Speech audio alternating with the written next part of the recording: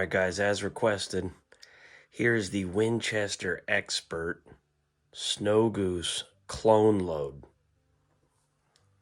So I've talked about this one in the past several times. That is hands down the best, at least for me, factory steel load. Now, I don't shoot a lot of 12 gauge nowadays, and I certainly don't shoot a lot of factory ammunition nowadays. However, if you're getting into divers, bigger ducks, and geese like me, that's probably all you need most of the time. That blend of 1 and 2, it's good velocity, it's good pattern, and I really like it. So the gun I've got right there is what I used. That is a Beretta A400 Extreme. It's a standard gun. It's not one of the new Plus models. 30-inch barrel. Just have some extended controls on it, and I'm running Carlson steel choke tubes.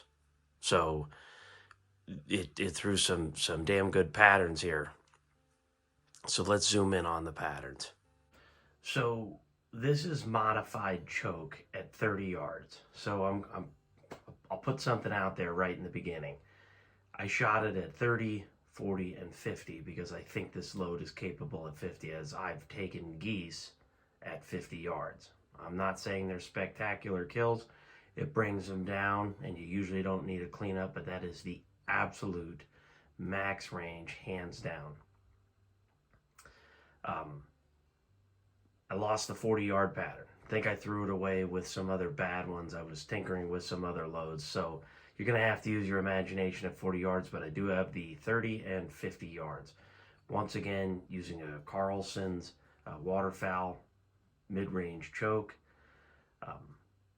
Here it is, 30 yards. I was a little low, maybe a little bit to the left. It gets kind of tough just holding everything yourself, but I made the best of it that I could, and I think generally speaking, you can kind of tell what the pattern looks like. There is an open spot in here and here. I'm not quite sure what happened there. It's law of averages. If I shot this 5 times, this might be the only one that looks like that, but you can tell that the density is pretty intense. I mean, the core of the pattern, you're gonna have a hard time getting a Tweety bird to go through that. Is it perfect? No, but you know what? You're down to 1.25 ounces, and you are at 1s and 2s. So your pellet count isn't quite as high as normal. If you were using, say, just 2s or 3s or 4s like a lot of guys. I prefer bigger pellets, always will. Been doing it for well over the last 10 years, and I'm not getting away from bigger pellets. All right, guys, here is the 50-yard mod choke Snow Goose clone pattern. So you can tell that this is starting to open up a bit. There's definitely some open spots in there. But at 50 yards, I think you're probably throwing a Hail Mary with most any load unless you're running TSS. So that I don't think is too bad. Unfortunately, I threw the 40-yard away. I can't find it. However, if you look at the 30-yard, compare it to the 50, I think you can kind of use your imagination. The 40-yard actually looked really good because it was spread out pretty well, yet the density was good. So instead of having it kind of a little splotchy like this at 50, it was a little bit more even. So clearly, after 40 yards, this load starts to open up a little bit and get a little uneven, but you know what? 30, 30, 40 yards, this load is perfect. If you so choose to continue running steel, maybe you're on a budget, maybe you just refuse to spend bismuth TSS type money, that's perfectly fine. I'm going to go over the components next, so you'll be able to make yourself a hell of a load for a fraction of the cost of buying new that performs way better. I do want to bring up that the pellet count of this particular load is right around 145 in 1.25 ounces. That's both 1s and 2s, and it is a blend of both. All right, let's go on to the components. All right, guys, this is the component portion of the video. Luckily, this load is simple to make, The only challenge I would say to it is doing the pellets, right? So I put the bottom on, put the large pellets on the bottom, small pellets on the top. I've been doing this since I've been making duplex loads, and I hunt exclusively with duplex loads in a 10 gauge, at least with my hand loads, if I'm using steel. So I've been doing that. I've patterned both. Once again, I've tried, taking the payload, shaking it up in a jar, dumping it in so it's random. I've tried putting, large in the top, small in the bottom, which everybody says is the right thing to do. I guess I'm the only one getting good patterns doing it the wrong way. Small on the bottom, large on the bottom, small on the top. That's what I do. Everyone says I'm wrong. Hey, that's okay. I guess I'm just getting lucky. I'm not sure. So, and I know everybody's dreading it. You're seeing the steel, but you know what?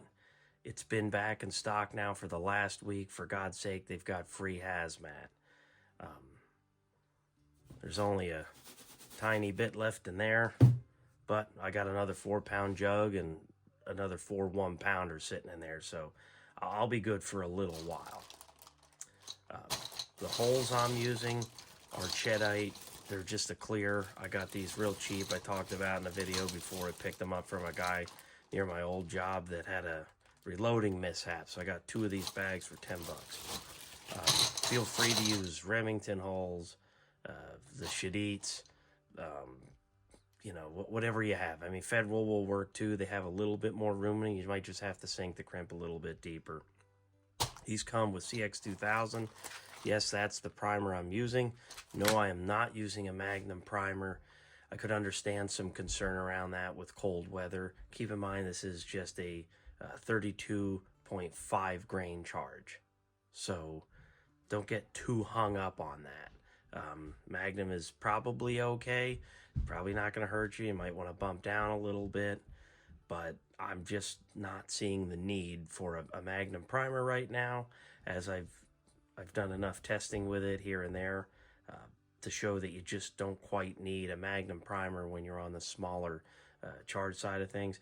When I did test 209As, just to give everybody a heads up, it was a good 50-60 feet per second hotter at the same charge. So you're definitely going to want to be careful with that. So like I said, I'm 32.5 grains of steel on this load.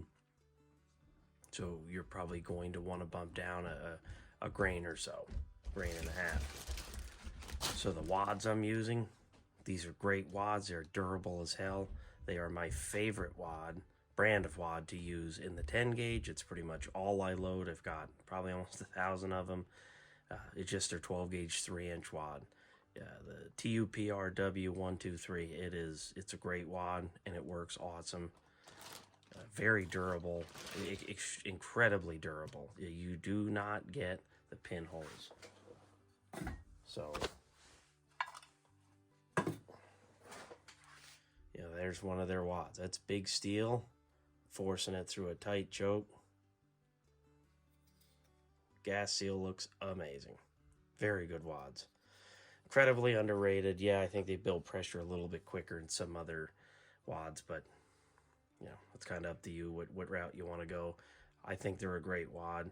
Don't know if they do well with other types of shot, but they do well with steel. And then I just finish it off with I got some 2-shot here and I got some 1-shot. Like I said, you're going to fill half of the wad first with 1s, and then you're going to fill the last half to get you to 1.25 ounces of number 2. This is nickel plated steel. 6-point fold, easy peasy. I'm getting a FPS of right around 1440 on average with 5 rounds. So it's not bad. These do say 1475, but I can assure you they are not going 1475. I shot a bunch of these in the high 13s to the low 14s. So I think when I shot them for an average of 1420 or 1415, but I could really honestly care less. They pattern great and they kill birds, but these are super hard to find, and by calling them snow goose loads, you know how marketing is. You know, people get hung up on that. So, well, can't use them for divers, can't use them for anything else.